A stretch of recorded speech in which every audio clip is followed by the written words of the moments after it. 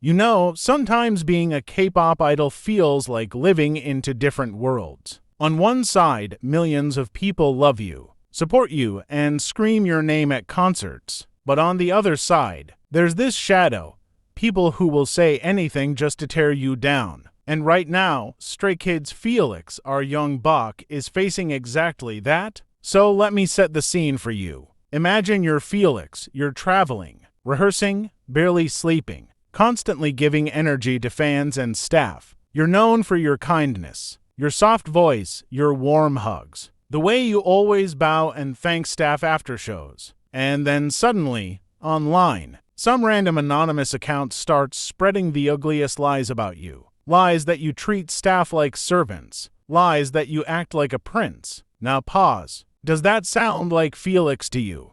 No way. We've literally seen him treating staff with so much respect. He's the guy who carries water bottles for others, who picks up trash at award shows, who comforts his members when they're tired. The internet heard these accusations and immediately said, LOL, impossible. But here's the heartbreaking part. Felix didn't just laugh it off. These posts weren't harmless little comments. They hurt him deeply. He admitted it caused him mental anguish, physical stress, and damaged his reputation. Imagine being known worldwide for your kindness, but someone's lies make you question if people will see you differently. That cuts deep. So Felix decided, enough is enough. He went to court in Korea and filed a defamation case. But here's the twist, the case stalled. Why? Because the account was anonymous. You can't sue someone if you don't even know their real name or address. That's the scary part about social media. People think anonymity protects them forever. But Felix didn't stop there. He took it international. On September 5, 2025, the U.S. District Court in California granted Felix permission to get the personal info,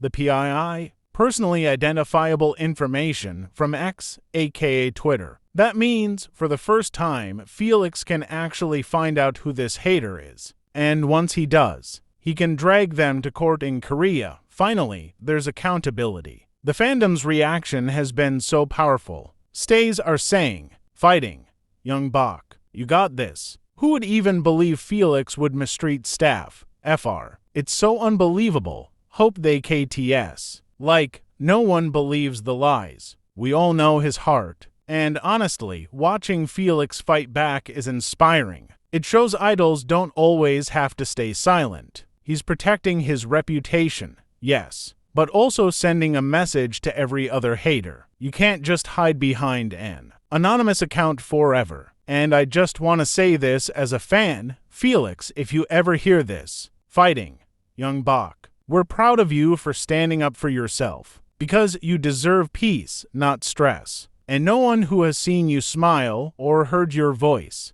would ever think you're anything but genuine. You know how in K-pop, sometimes one blurry picture turns into a whole scandal? Well, this time it's Super Junior's leader, Leeteuk, who got caught up in a whirlwind of rumors. And honestly, the way it unfolded feels like something out of a drama. So here's what went down. Recently, people online started spreading posts claiming that Leeteuk was dating pro golfer Jang.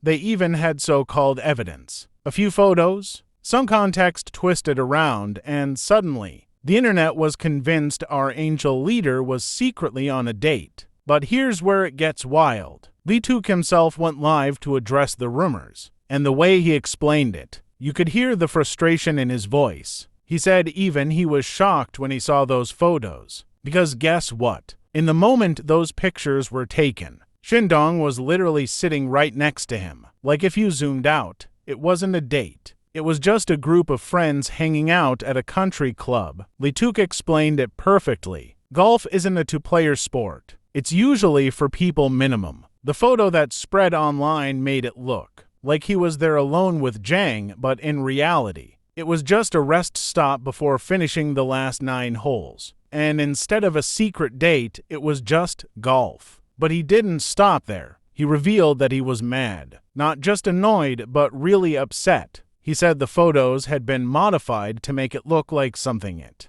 wasn't, and he's planning to file a complaint with the golf club itself. Because remember, that place is supposed to be members only, which means whoever took the photo did it knowing exactly what they were trying to stir up, and then the cardigan story came up, another piece of so-called evidence. People claimed Jang was wearing his cardigan, but Leeteuk explained it in such a human way. After golf, he usually goes home to shower before rejoining the group. If the weather gets chilly, someone might ask, "Hey, can you bring a jacket?" And he'd grab something like a cardigan. That's it. Nothing romantic, just being considerate. But here's where it gets even sadder. Leeteuk said he's been dealing with this for months, and he believes it all comes from one person who keeps switching usernames, who shows up in his lives, who twists his actions and words just to create rumors. Can you imagine? He even said he's asked himself, is this really a fan, or do they just want me to make a mistake? And while all this chaos is happening,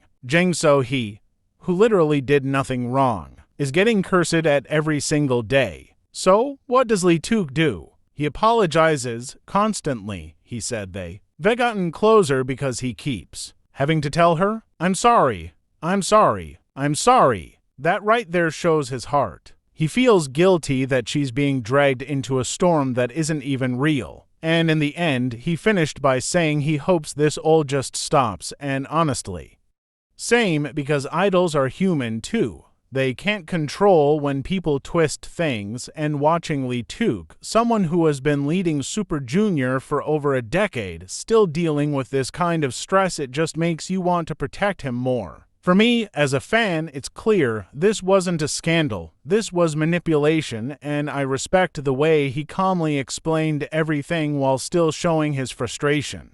Because it proves again, rumors can break trust, but truth always finds its way out.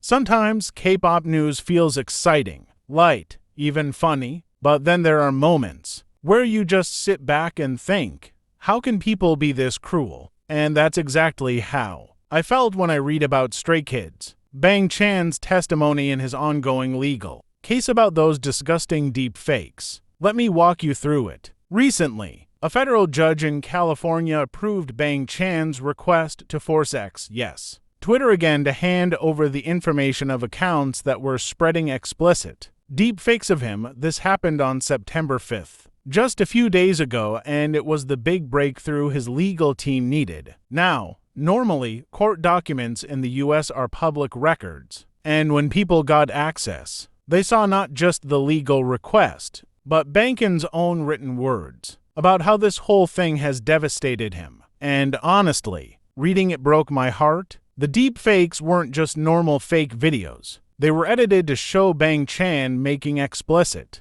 sexually vulgar statements, and even worse, using racist language like the N-word. Imagine logging on one day and finding videos of yourself saying things you'd never say, things that could destroy your reputation in seconds. Bangchan explained in his statement that being depicted like this has caused him mental distress, physical distress, humiliation, and he used the word devastated. You could feel his pain through those lines. And as a fan, it's gut-wrenching to think about how heavy that must have felt. Because idols already sacrifice so much, their privacy, their time, their bodies, and now someone tried to destroy his very image with lies. And the thing is, deepfakes are dangerous because they look real. That's what makes them so terrifying. If you don't know the context, if you don't know Bangchan, you could see one of those videos and believe it. And that's the exact kind of damage antis want.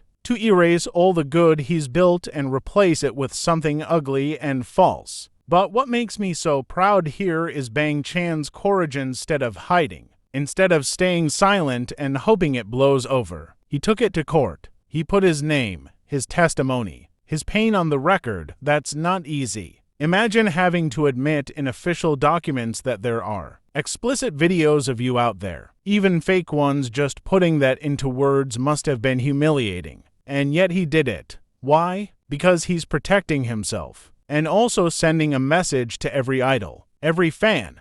This cannot be normalized. When fans read his testimony, the reaction online was immediate, heartbreak, anger, and fierce support. People said they felt sick at what he had to endure. Others pointed out how scary it is that anyone can be victimized like this with today's technology. But mostly, the fandom rallied around him, saying, "We believe you. We stand with you.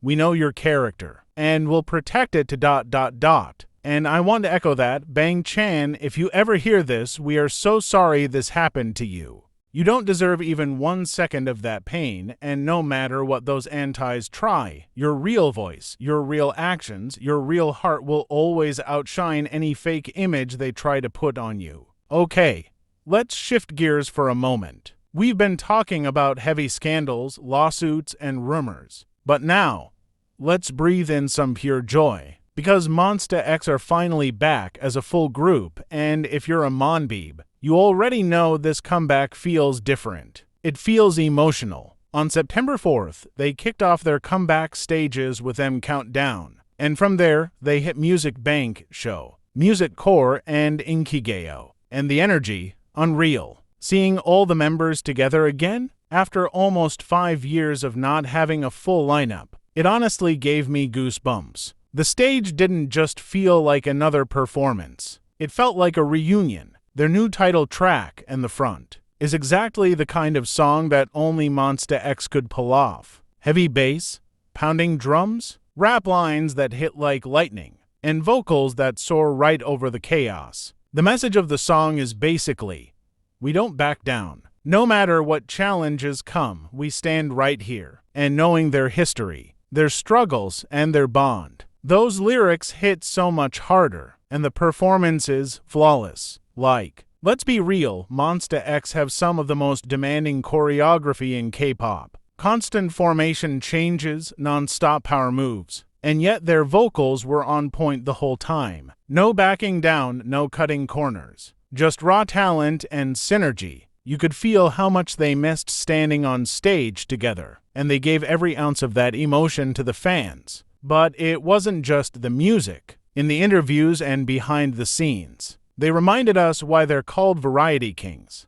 Each member has experience as an MC, host, or DJ, and you can tell. The way they bantered with music show hosts, throwing jokes and making everyone laugh, added so much charm to the broadcasts. It wasn't just a comeback. It was a full-on reminder of why MONSTA X are idols in the truest sense. And for fans, this comeback is healing. It's been years of waiting, worrying, and hoping to see them all together again. Now, with the XN in the front, MONSTA X are proving they're not just back, they're stronger than ever. And the timing couldn't be better. To make it even more special, they've got a Killing Voice performance coming up on YouTube, September 9th, and if you've ever seen Killing Voice, you know it's a sacred stage for vocals. To have all 6 members there showing off those powerhouse voices in one take, that's going to be legendary. So yeah, after all the chaos we've been covering, it feels so refreshing to celebrate something that's just pure happiness.